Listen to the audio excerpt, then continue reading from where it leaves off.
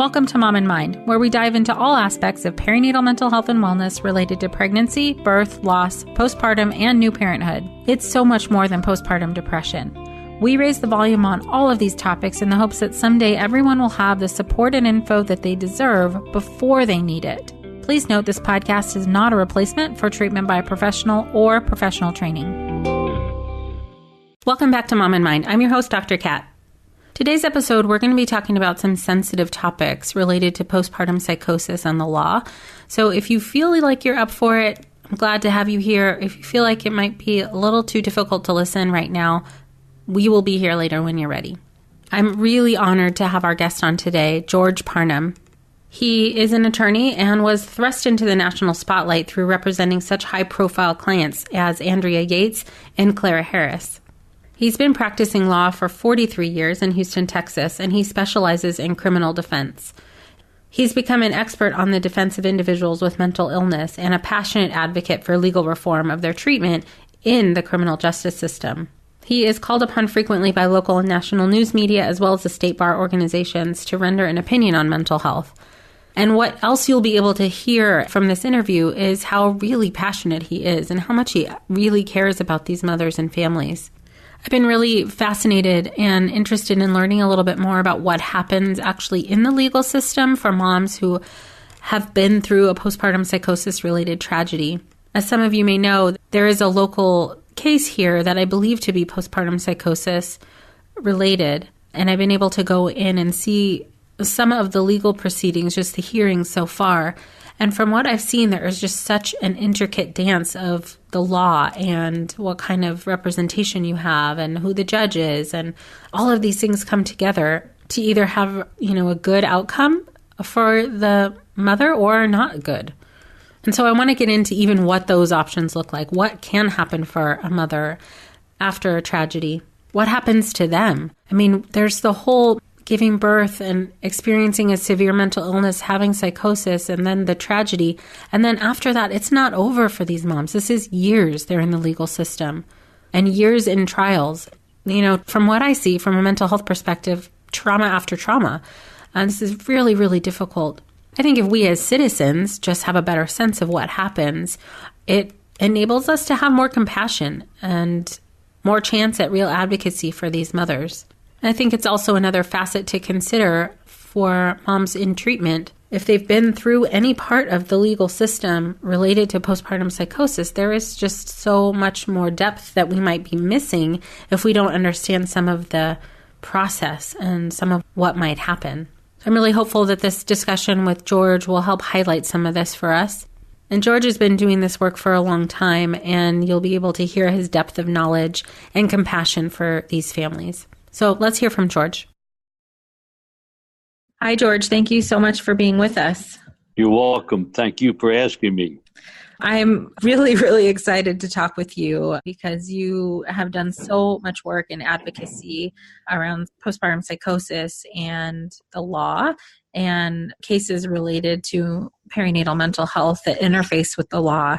And what I'd really love to do is just kind of, understand from a legal perspective what happens when there's a case that enters the court, and what kind of things would be useful for us to know. Certainly any examples you have would be great. So sure. Yeah, if you'd like to start with where it started for you, that would be fantastic.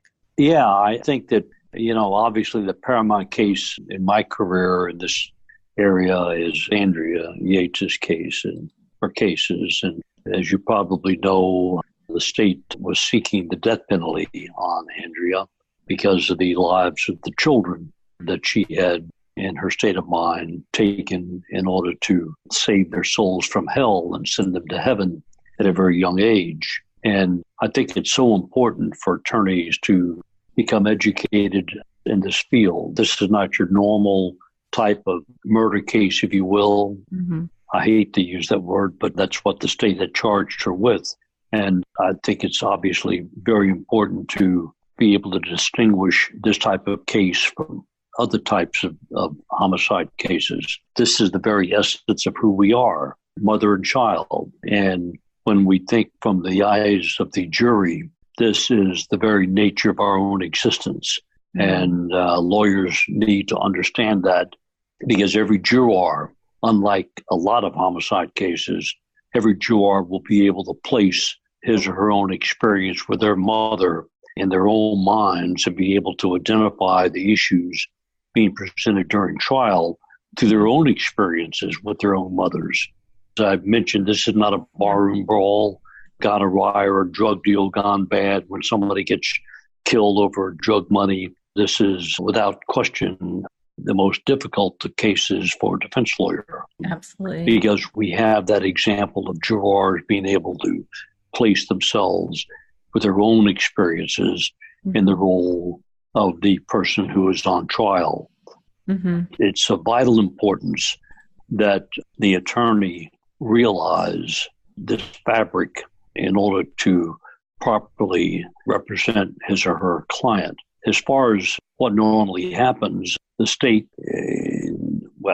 I can't think of another instance in cases of this fashion when the state does not charge the person with capital murder. And once that charge comes down, carries that are no bond, it is immediately necessary for the lawyer to reach out first thing after that person has been retained or appointed, reach out for experts. And a person can find an expert through the American Psychological Association, or can go into cases, for instance, not that I'm the expert in the area, but cases that I've developed and been involved in, and I am able to refer experts that have the experience in the courtroom in these type of cases to an attorney who is in need of this type of expertise. I have seen so often attorneys who don't want to reach out to experts in order to become educated in this field, and that is a mistake. Can I ask why? I think you said a little bit before about kind of maybe wanting to figure it out on their own and not have any other people. Yeah. What happens? Well, I think what happens with lawyers, it's not unusual in professions to think in terms of being above and beyond, huh? Okay, and sure. One needs to relegate one's own self-esteem and basically sit down with the expert and be educated. I recall so specifically in the Yates case when an expert that we used literally set me down and began from day one to educate me in the area of postpartum psychotic tendencies, and would write questions that would be questions that I would be asking this particular witness on the witness stand in front of a jury, and would write the explanation down for me to realize what he was or she was going to say in response to the question that I would ask. So, we sit at counsel table much like the jury sits. We have to, as I mentioned, relegate our own self-independence or concept thereof, and just walk down the road with the expert and allow ourselves to become taught by the person that is on the witness stand. And only in that fashion can we even hope to be able to educate a jury on these very difficult issues. It sounds important in all cases where there's an expert witness or an expert on a subject, but in particular, these types of cases where so little is known already, and it's so hard to sort of wrap your mind around the why or the how, is right. to, like you said, to be able to sort of get in the minds of the jurors and get into the minds of whoever might be passing a judgment. Correct. And, jurors will sit back and, as I mentioned, identify their own experiences with their mother. And it's so unlike other types of homicide cases. And lawyers need to understand that and be able to comprehend it and be able to speak the language in layman's terms through the expert to the jury so that the jury can understand these various issues. I often watch experts take a question I would pose, and in response to my question, will turn to the jury and talk to the jury. I think that's of vital importance that involves the jurors in the dynamics of what's going on. And that is absolutely vital in all cases, but particularly cases of this fashion. So the legal options, I'm now thinking of the mother in the center of these cases, the legal options for them if they're being charged with capital murder are what?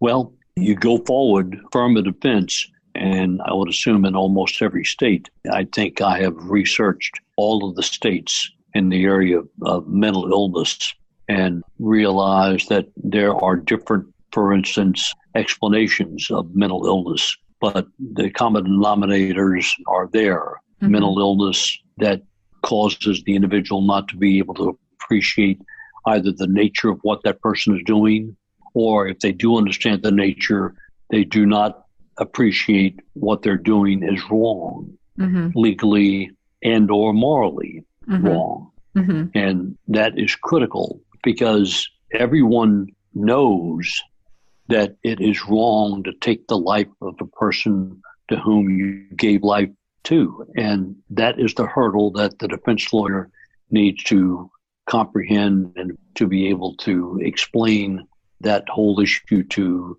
laymen on that jury in order to have a successful verdict. As far as options for mom, I think that from a factual standpoint, as opposed to legal at this time, I invariably will see mothers who take the life of a child or harm the child. Once that individual comes to a realization of what she has done, will more frequently than not try to harm herself. And it's a result of a realization what has happened and what you've done as far as that child is concerned. It goes against the very instincts of motherhood. Right. And I see, for instance, I think the defense lawyer needs to go back to day one. When I say day one, go back to, for instance, how that mother was reacting to situations in grammar school, because I just see the genesis of this type of mindset. This doesn't happen overnight. It's not one of those things where you wake up in the middle of the night and decide to take the life of your child. Right. This is a progression of events that leads you up to that moment in time. Right. A lot of people disagree with that, but it's been my experience that it is the case. You will so frequently see moms that have been in and out of mental hospitals, that have been put on medications, have medications changed, and this impacts the mental state of the mom. Medications can have a powerful influence on the mindset and therefore the actions of that mom. And one needs to be educated, needs to research the background of medications, go to the manufacturer, request the manufacturer to produce information about the background, the factual and the medicinal background of the particular medication. Has that medication been used before in situations of this fashion? Does the manufacturer keep up to date with the progression of that particular medication? There are so many details to go through, to think through. I mean, I'm assuming sort of when you're talking about this, that this is about understanding what's going on for her and preparing the defense when you're asking the minutia of details that you need to try and help her. Right. And, you know, again, I've said this, and it's so important from the standpoint of the mom on trial. You've got to put that jury in the eyes of the mom on trial to see what she saw, to see what kind of background, as I mentioned, affects the mindset of the mom on trial, to cause her to do something that is the very nature of, of who we are. And this is not, not your ordinary type of homicide, far from it. It's absolutely so different. But, I've just seen in almost every instance, I have a case now in the state of Missouri where the district attorney's office has seen fit to charge capital murder. And it's a textbook situation involving a mom, prior mental health histories, who basically realized after the fact of what had happened and attempted a suicide. And one has to, these are so mentally and emotionally overwhelming that you just have to set aside your daily activity. And, as the attorney. Yeah. Yes. And really take this on as a cause that you will bear for the rest of your life. My professional and personal career has forever been changed as a result of my involvement with Andrea's case. And, Sure. it's one of those things you take on and you never let go. Sure. Yeah. And it sounds like, I imagine not all attorneys have the passion that you do. I would hope that they would, and that they would see the importance of this. This is about saving a life and really, really getting to the root cause of why these things happen. And just to your point, that it's not like these things happen out of the blue. Infanticide is a very rare and serious thing. And it's not a choice that somebody is making. They're involved in a deeply complicated psychological process that has led them to that point. Yeah, very true. And you look at all of the circumstances in that person's life that had a bearing on the mom's view of what the child represents. And it's absolutely critical to go all the way back, as I mentioned, even to the grade school days. I recall so specifically, and it's a public record, and I'm not, giving away any secrets or any insight into any type of attorney-client privilege, but to be able to sit at counsel table and to call witnesses that are professional young women and likable and attractive and articulate, and to realize that these women, because of their relationship and friendship and love of the person that you're representing, the very nature of what they present, that is the women on the stand, vis-a-vis the person at counsel table with you, just speaks enormous volumes about the distinction between the mindset of the mom on the stand and the mindset of the person you're representing. And you as a defense lawyer need to appreciate that and to be able to convey that whole instance of circumstances to a jury. Right. And jurors will, they'll see that for what it is. Right. And what a drastic example, the mom on the stand versus the mom at counsel table. Huh? Right. So, that being said, I think, for instance, that it's important for all of us to be able to appreciate the nature of what we've got. I'm curious, how many cases like this have you been on? They're few and far between, maybe 10, but individually they all, it's something you'll never forget as a lawyer. I'll never forget my experiences in this arena. And there's something else that I'd like to comment on. Sure. And that's the public perception through the media of what has occurred and the attitude that the public formulate as a result of the media presentation.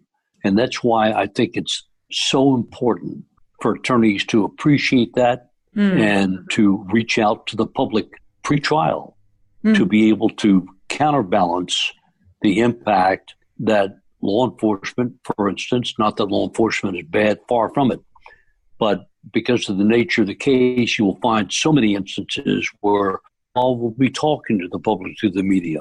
And, you just have to balance that out. Remember a particular case, without naming names, when I realized that after explanation had been given by law enforcement on the Thursday, that it was so imperative to be able to speak to the public through the media. And these types of cases draw the media attention. To be able to speak to the public through the media to basically counterbalance the impression that is already out there. Knowing that once you do that in this one particular instance, I knew full well, without any pre-existing knowledge, that as soon as we were called back to court, I would be the target of a gag order. And sure enough, it came down. But I made my point, and I think it's important for attorneys to balance the impression that is given to the public because of the nature of the case and to speak to these very critical issues. It's a lot of people disagree with that, but that's all right. I can understand that. Thank you again, George, for coming on and sharing this depth of wisdom and experience with us. If anybody wants to get in touch with George, he has made himself available to legal counsel if they need consultation in cases like this, which I just think is amazing. You can find him at parnhamandassociates.com. I'll have that link in the show notes for you. He is in Houston, Texas, but he does travel to help support cases all over the U.S. If this is your first time with us on the Mom and Mind podcast, welcome. Thanks so much for being here. And for those of you who come back every week, I'm so glad to have you here too. Please make sure you're all subscribed so you can get these podcasts when they come out, and share as far and as wide as possible so that mothers and families can get the information they deserve before they need it. That'll be it for today. Until next time. Well, sure. Maybe there's some other legal things that people might disagree with, but from an advocacy awareness standpoint, it makes perfect sense to me. Just even in the local case here, I saw how quickly the public just sort of came down on the mom and how much misunderstanding there is. And again, we don't know all the details of the case, but it is like wildfire. Once something like this, an incident like this happens, people are very quick to start with the judgments. And just from the protection of the mom and family point of view, to get somebody out there advocating for them seems crucial. Yes. And so I've seen so many instances where the public perception about the nature of the act and the nature and the mom who was involved in the commission of that act, that perception covers and encapsulates, if you will, the attorney.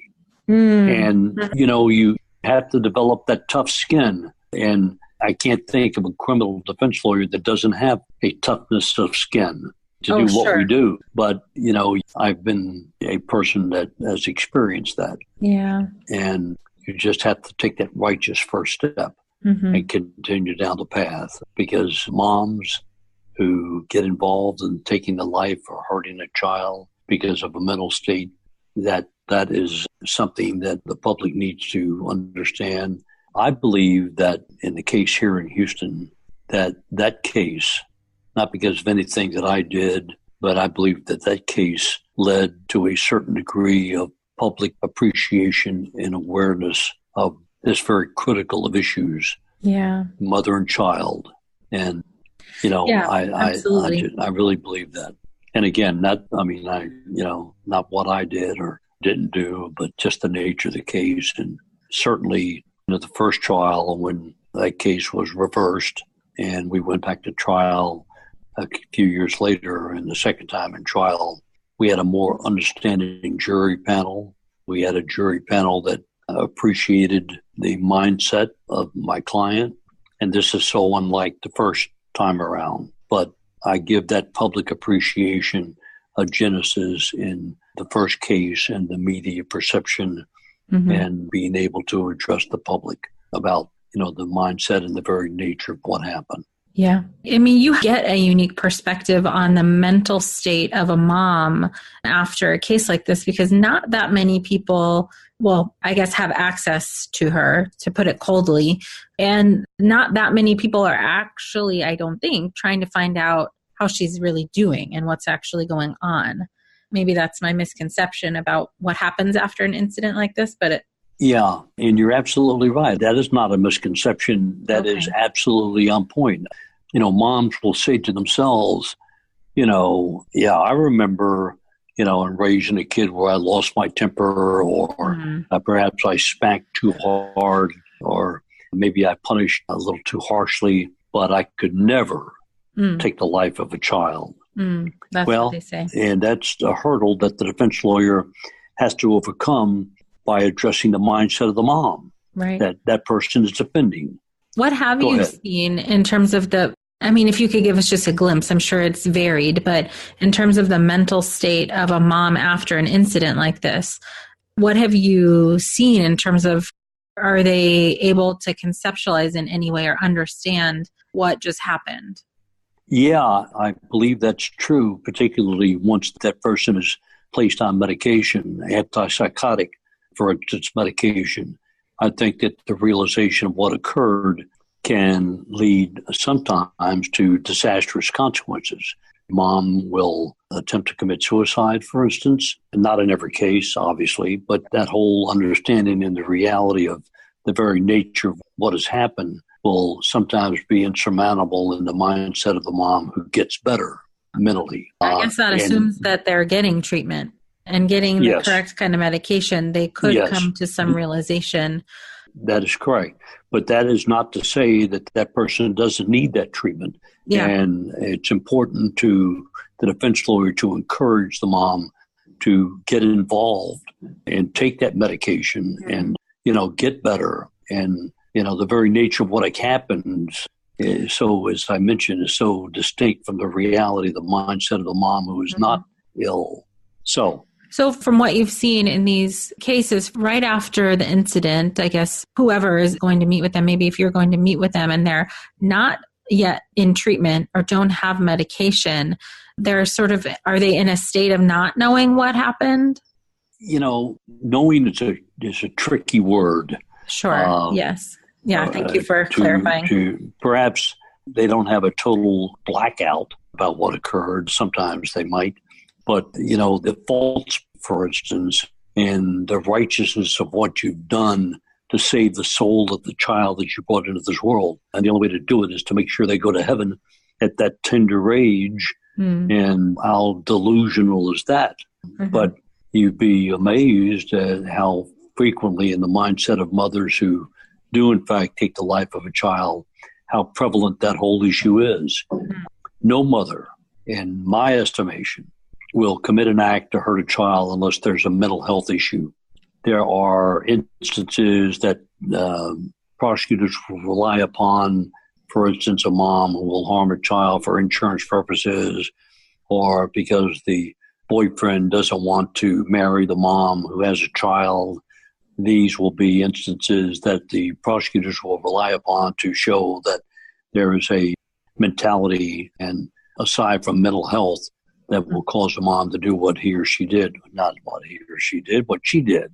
But I've never seen a situation, either directly or indirectly, cases that I'm not involved in, where mental health is not an issue, mental health of the mother. Yeah. And, it's just so important for lawyers to appreciate that. I emphasize the word appreciate. Knowing, you can take a look at a statute and you can know what the statute says, but to be able to go beyond the words in the statute and to realize that the mother must appreciate the actions and the result of those actions that mother did and became involved in with that child. It's two different things. You get to the very depth of the mindset of the mom with the word appreciate. And, I've taken some criticism by using the word appreciate and using it to expand the word know. But in my way of thinking, that's exactly what needs to be done. And how you articulate that to a jury, I think, is of vital importance. Well, I guess I can just ask you, what's the best possible outcome? Well, it may not from a factual standpoint be the very best as far as through the eyes of the person you're representing, but I think the very best result is, for instance, if you plead insanity, verdict to come down. And for instance, in Texas, if an individual is charged in a case of this fashion, it pleads and is determined to be legally insane, the court will have jurisdiction over that person for the length of time that a guilty verdict would have been rendered had the person been convicted. Okay. And in an insanity case, and where a person is charged with capital murder, and that means that that individual is under the jurisdiction of that court for the rest of that person's life. Okay. And that, in my estimation, is not a bad thing, because that is a judicial guarantee that the individual who is acquitted will stay on her medication. Okay. Because the court will take a look through experts at the mom and whether or not that medication regimen is being complied with. And I think that is, in my estimation, obviously very important. These are matters that just don't pop up in the middle of the night. As I mentioned, this is a progression, in my estimation, of, events in that mother's life that brings that mother to this point in time. And it has all of the circumstances that bring that mindset to that moment have an immediate impact on the mental health of the mom. You know, I've said this so many times, even in this interview, that this is not your everyday type of homicide. And I know that sounds rather simplistic, if you will, but the realization and the reality of defending a mother is something that will impact that lawyer for the rest of his or her life. Right. Yeah, absolutely. So, I mean, with that then, I mean, obviously Andrea's case and the cases following have touched you and set you on this path for advocacy, which you do a great job. I mean, you're one of the well-known voices in terms of legal representation for sure for moms in these situations. And, you know, I'm constantly amazed in how many different ways and how many different professions are touched by the wellness of mothers. Oh, yeah. And yours is crucial. The parts that I've seen, so I've been sitting in on the hearings for the local case that happened here and just watching the legal process unfold. For one, it's a long, long process. There's so many tedious, meticulous steps that you all need to take in order to progress a case like this in the best possible defense for the mother. I mean, it's an amazing process. And I can just imagine if moms have lawyers who either, like you said, or kind of want to do it on their own or need to sort of grandstand by themselves, that they're potentially putting that mother's life on a different path. Your representation and your advocacy are so critical for these cases. Well, you know, you go back to your own life experiences with your own mother, and you understand how everything that happened as base is the love that the mother and my mother had for me. Mm-hmm. And, you know, there's no getting around it. It's like I've said so many times, it's not your everyday, I use the term barroom killing, it's something that is critical to understand.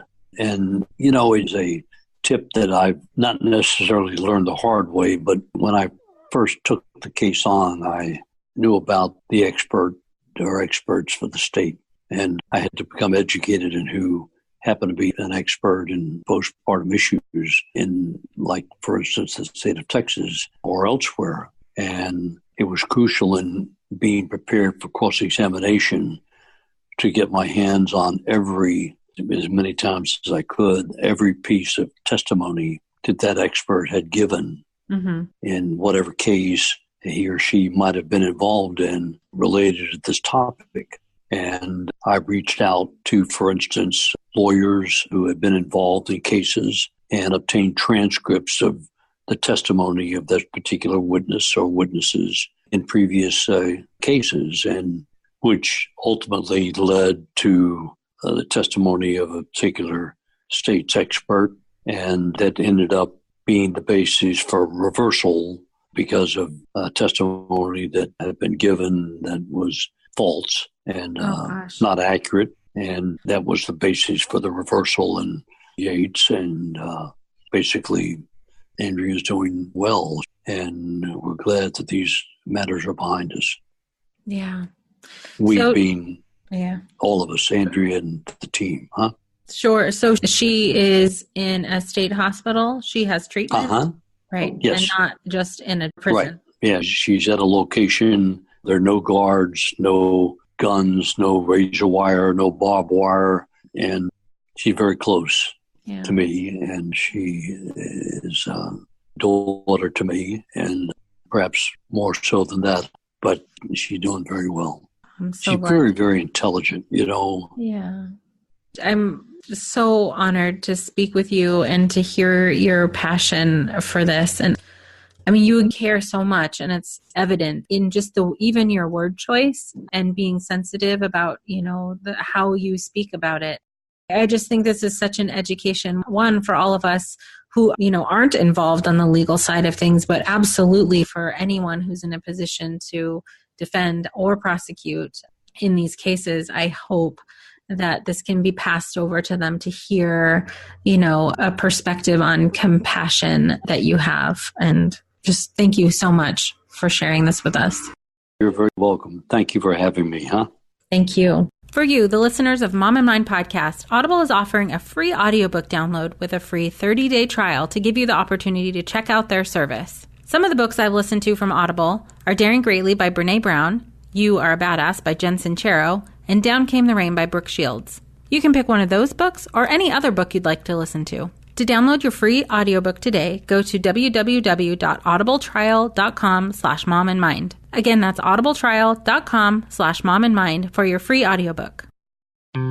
Thank you so much for joining us today. Please share this podcast. Together we can support moms and families so that no one has to deal with this alone. Come connect with us at momandmind.com.